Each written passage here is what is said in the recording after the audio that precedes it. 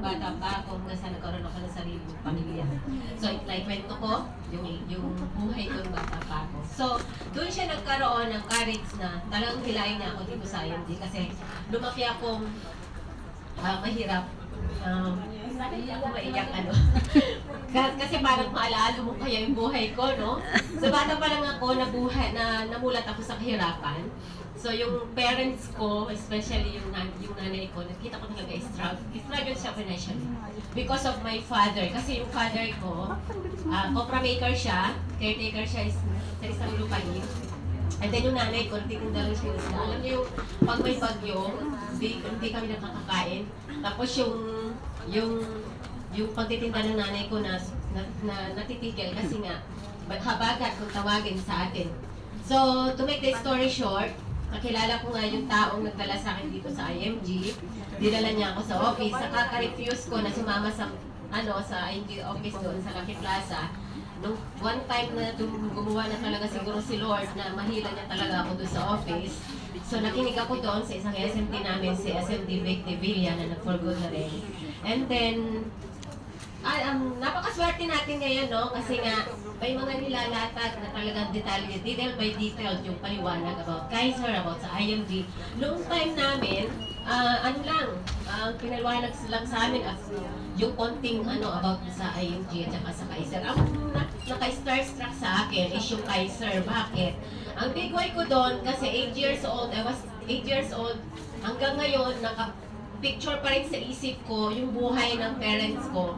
At yung tatay ko, hindi nadadala ng nanay ko sa ospital. Kasi wala akong pera.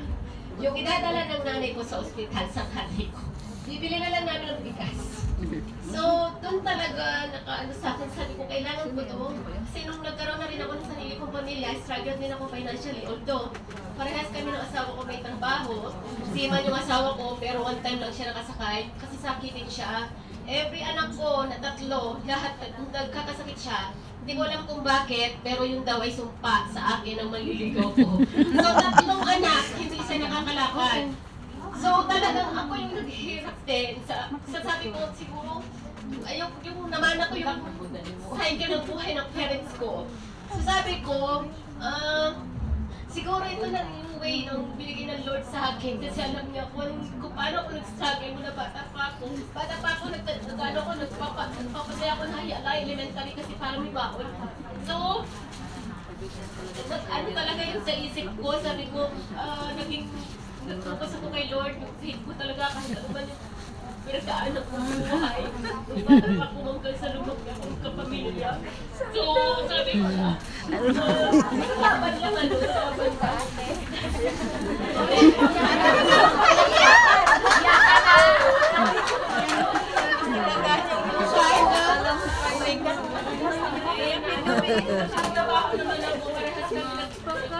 Asawa ko kasi si Manny, gusto na nanay ko yun. Kasi yung dati kong boyfriend na Cebu.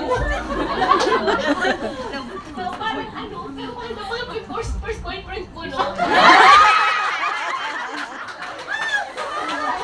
Naiyak na kami, natawa ka kasi. Siya talagang parang para hindi mawala ako sa naging Mabura yung ano. Talagang binuntas niya ako. Kasi sabi ng nanay ko noon, nagpagbalik ako sa boyfriend ko, sabi niya, nasa panig ka na, pupunta ka pa sa sahig.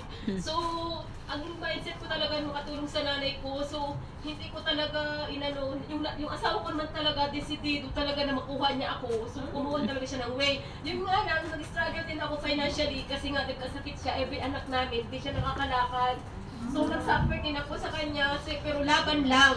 Hanggang sa dumating yung time na ilang beses siyang nag-a-apply sa barko ba, hindi siya makasakay. Kasi dinala ko siya sa Baclaran, pinaglubena ko talaga siya. Nung nakasakay siya, nag-thankful siya sa akin kasi Catholic siya, tapos naging 70 Adventist, naniwala siya ulit sa Catholic. So, nakasakay siya. Struggle din kasi 1 year siya, wala siyang nadala, wala siyang tawag kasi kolorum yung nasakyan niyang barko.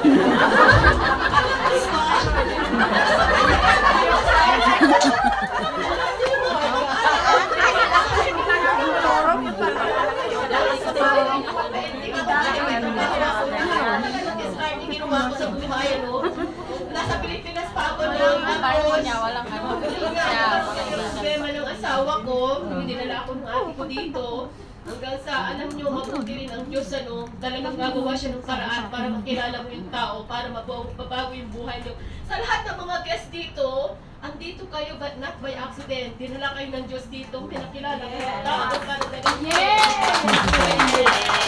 thankful for them. Nagsabi ako, sa totoo lang, thankful ako sa tao nagdala sa akin kahit nasa networking siya ngayon. Namatay siya nung naging exchange lang ako.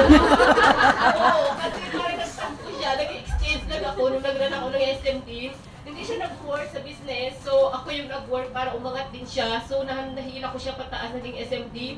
So pero ano siya ano pa siya sa networking, Naligaw na landas. nadala siya sa laki ng tinita niya, pero ngayon parang naglalaylo na siya. So I'm still hoping na makabalik siya. And then yun nga, sa nung